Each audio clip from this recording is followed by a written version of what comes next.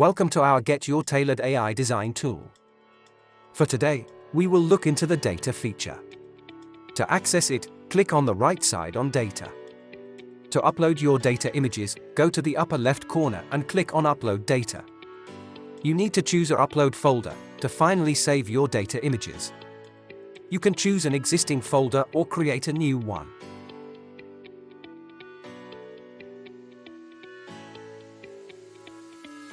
Below that, you will see the upload area.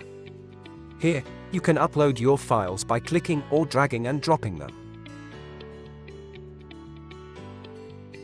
Finally, click on Upload.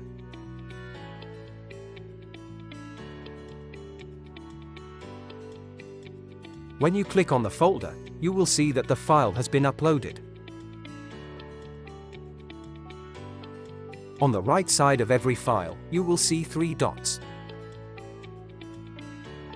By clicking on them, you can rename, delete, or access the Get Inspired feature with the chosen file.